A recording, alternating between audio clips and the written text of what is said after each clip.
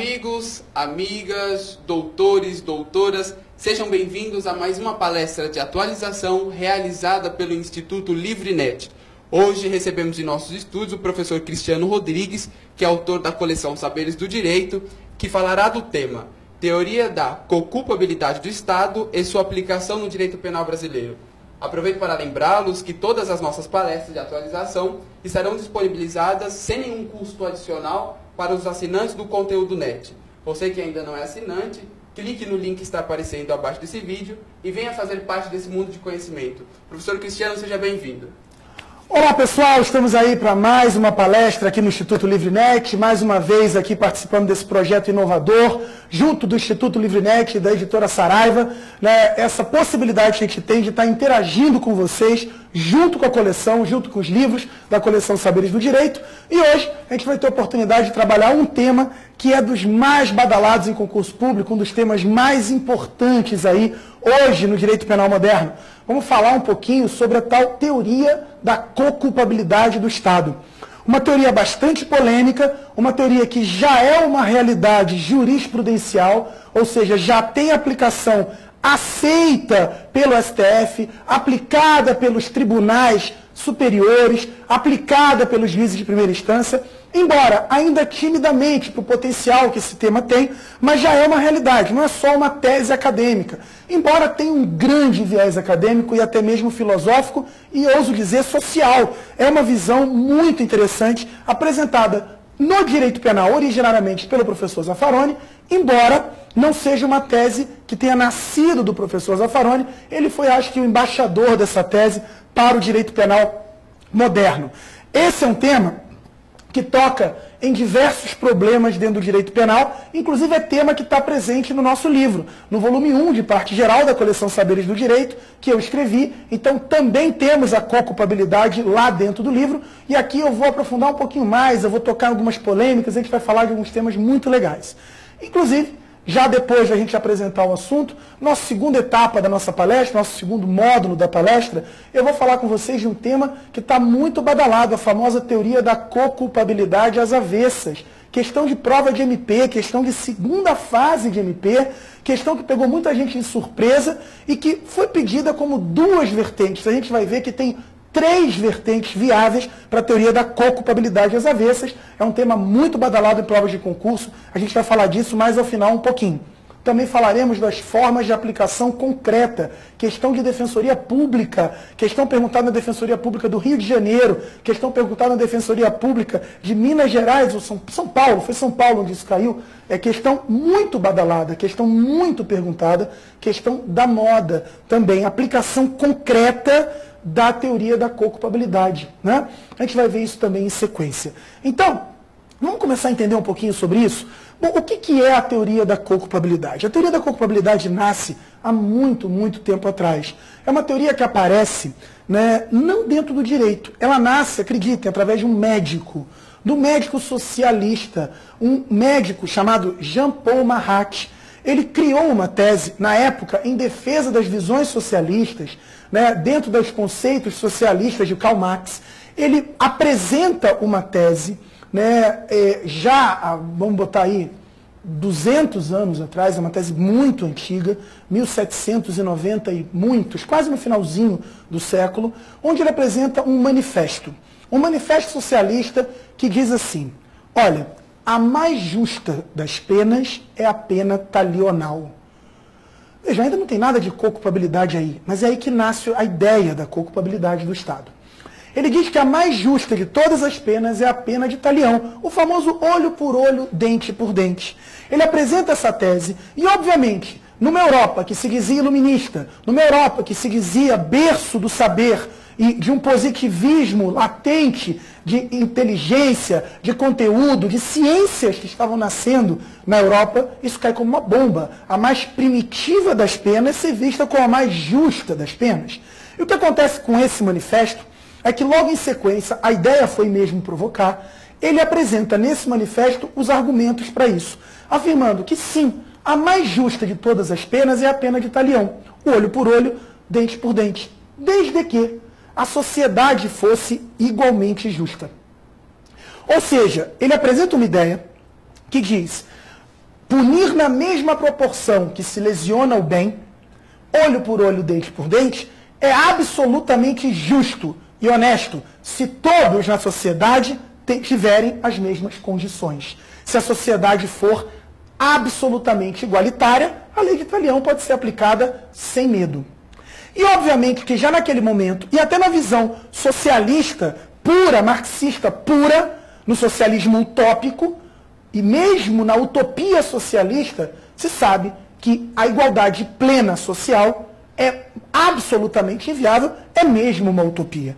E, portanto, ele coloca isso dizendo, olha, a sociedade não é igualitária e, portanto, não faz sentido querer punir todos na mesma proporção e da mesma maneira.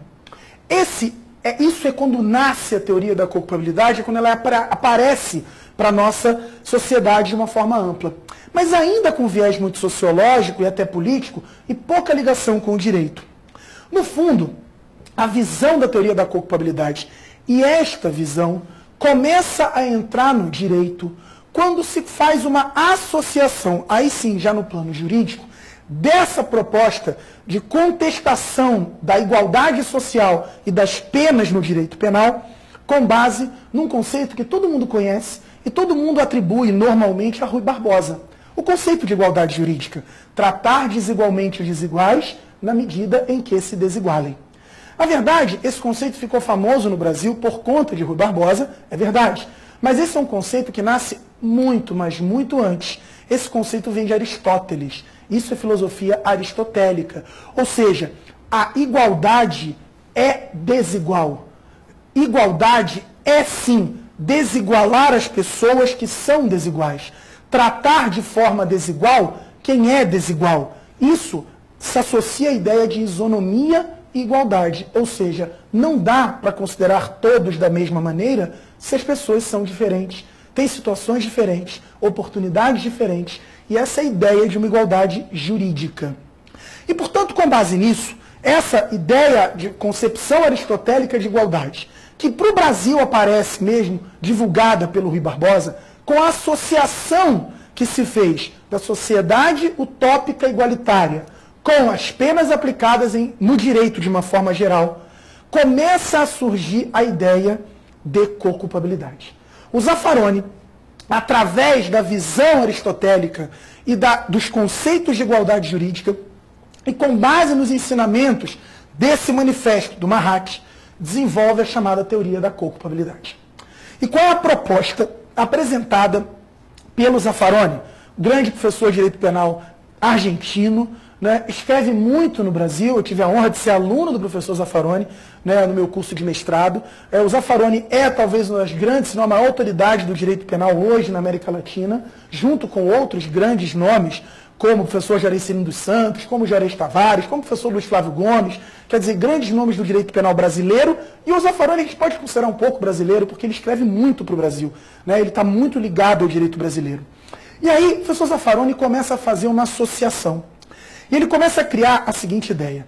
Na realidade dos países de terceiro mundo, hoje chamados de países em desenvolvimento, mentira, né? País subdesenvolvido mesmo, né? Em desenvolvimento é nome bonito para país de terceiro mundo, né? Então, hoje, para os países da América Latina, essencialmente, e dentre eles o Brasil, a Argentina e tantos outros, o Zaffaroni começa a falar o seguinte. O Estado não tem legitimidade para punir todos de forma igual, se ele, Estado, não trata todos de forma igual. E aí começa a se dizer que o Estado tem que assumir a sua parcela de responsabilidade no que tange a criminalidade, em face desse Estado ser o principal violador dos direitos constitucionais mais básicos que ele mesmo, na sua Constituição, garante a todos. E aí, começa a se perceber que um Código Penal, com previsões de pena em abstrato, que tratam todos os cidadãos como se todos estivessem no mesmo plano de vida social, é, de plano e inicialmente, um Código Penal de desigualdade. Porque você não pode tratar todos da mesma maneira se o próprio Estado desiguala os seus membros e os cidadãos que ele compõe. E aí, quando o Zaffaroni começa a enxergar isso, ele começa a dizer o seguinte: não há legitimidade do Estado para te cobrar respeito a deveres se ele próprio Estado não cumpre os seus deveres de Estado. Gente, nós estamos falando aqui dos deveres mais básicos que o Estado se promete e se compromete a fornecer. Nós estamos falando aqui dos direitos individuais do artigo 5º da Constituição, dos direitos fundamentais do preâmbulo da Constituição, do artigo 1º da Constituição. Estamos falando aqui do direito à vida, do direito à educação, à saúde, do direito à alimentação, dos direitos sociais e individuais mais básicos, que são a base da Constituição Democrática. Ou seja, o Estado, ele é constantemente violador daquilo que ele mesmo, Estado, se propõe. O Estado, ele constantemente viola todos os deveres que ele, Estado, se compromete a fornecer. E aí, aonde estaria a legitimidade desse Estado de cobrar respeito a deveres por parte dos cidadãos todos, de todos que compõem a sociedade, se ele mesmo, Estado, viola os direitos que a gente tem e os deveres que ele, Estado, se compromete a dar? E com base nisso, o Zaffaroni começa a construir a ideia de que o Estado tem uma co-culpabilidade. Co-culpabilidade significa culpabilidade compartida, dividida, compartilhada. Ou seja, o Estado percebe que em determinados crimes, essa criminalidade é produto dessas desigualdades criadas pelo próprio Estado. Que essa criminalidade é produto da falta de condições básicas que o cidadão deixa de ter por conta das omissões estatais. E aí, para essas criminalidades, produto daquilo que hoje o Zaffaroni já começa a falar de vulnerabilidade social, mais amplo do que culpabilidade, hoje se fala numa culpabilidade por vulnerabilidade, é a nova moda no tema é esse. Me parece que isso é uma mudança apenas de nomenclatura para ampliar um pouco mais o conceito. Eu acho que pode ampliar o conceito sem mudar o nome dele, não há necessidade disso. Mas a visão de vulnerabilidade significa exatamente o que a gente está apresentando. O indivíduo não tem os seus direitos mais básicos, o Estado negligencia os seus deveres constitucionais mais fundamentais para com o cidadão e, portanto, gera em algumas pessoas, essa vulnerabilidade, que faz com que essas pessoas não tenham as mesmas condições de se manter dentro das normas e dentro do Estado de Direito que os demais. E aí motiva e dá origem a certos crimes produto dessa desigualdade. Ou seja, você vai fazer com que o indivíduo entre em determinadas espécies de crime porque se torna vulnerável, porque não tem condições de uma vida digna, porque não tem capacidade de se manter dentro da ordem social em função da culpa do Estado.